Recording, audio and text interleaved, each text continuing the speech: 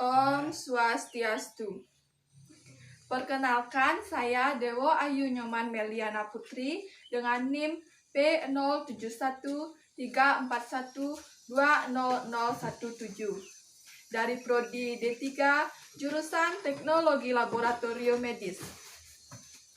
Baik, di sini saya akan membawakan sebuah cerita yang menerapkan nilai-nilai anti korupsi dan atau prinsip-prinsip anti korupsi.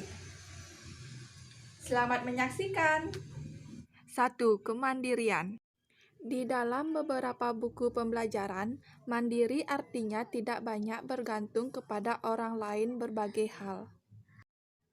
2. Kedisiplinan. Kedisiplinan adalah ketaatan atau kepatuhan kepada peraturan. Manfaat dari disiplin adalah seorang dapat mencapai tujuan dengan waktu yang efisien.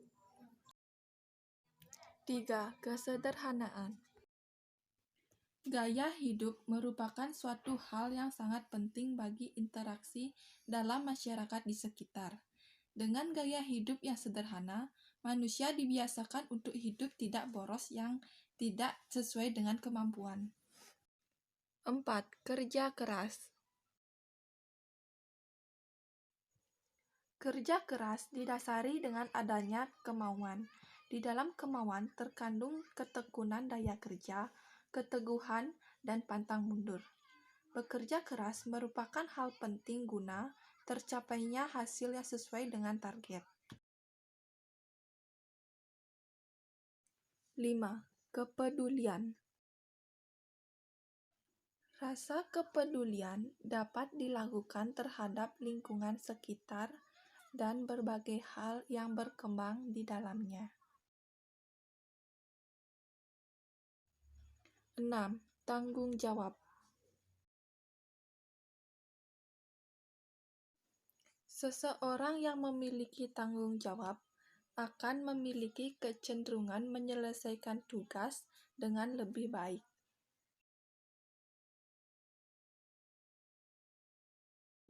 7.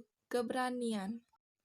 Keberanian adalah dapat diwujudkan dalam bentuk berani mengatakan dan membela kebenaran, berani mengakui kesalahan, dan berani bertanggung jawab.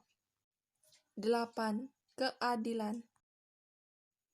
Keadilan adalah sama berat, tidak berat sebelah, dan tidak memihak.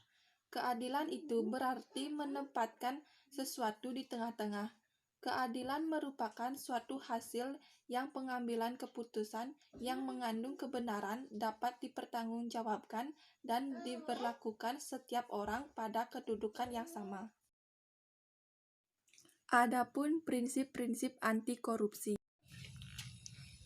Kamu mau tahu nggak apa aja prinsip-prinsip dari anti korupsi? Nah, prinsip-prinsip anti korupsi yang pertama itu ada akuntabilitas. Nah, akuntabilitas adalah kesesuaian antara aturan dan pelaksanaan kerja. Semua lembaga mempertanggungjawabkan kinerjanya sesuai aturan main baik dalam bentuk konvensi atau de facto maupun konstitusi atau de jure, baik pada level budaya atau individu dengan individu maupun pada level lembaga. Nah, yang kedua itu adapun transparansi. Prinsip transparansi penting karena pemberantasan korupsi dimulai dari transparansi dan mengharuskan semua proses kebijakan dilakukan secara terbuka sehingga segala bentuk penyimpangan dapat diketahui oleh publik. Nah, adapun yang ketiga, kewajaran.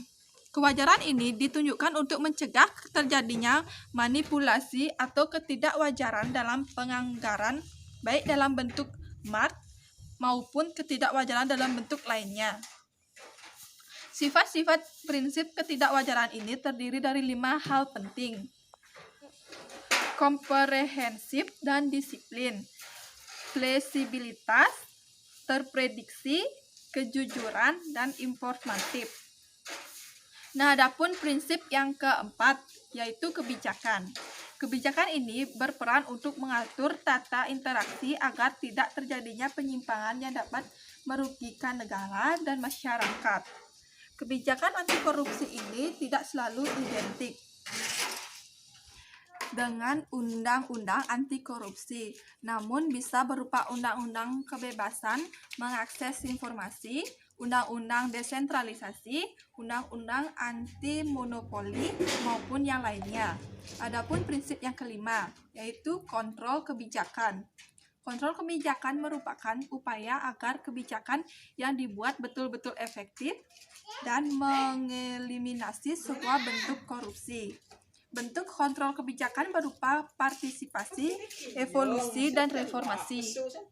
Nah, adapun prinsip yang kelima, yaitu kontrol kebijakan. Kontrol kebijakan merupakan upaya agar kebijakan yang dibuat betul-betul efektif dan mengeliminasi semua bentuk korupsi. Bentuk kontrol kebijakan berupa partisipasi, evolusi, dan reformasi. Sekian yang dapat saya sampaikan. Jika ada salah kata yang kurang berkenan, saya mohon maaf. Om Santi Santi Santi Om. Terima kasih.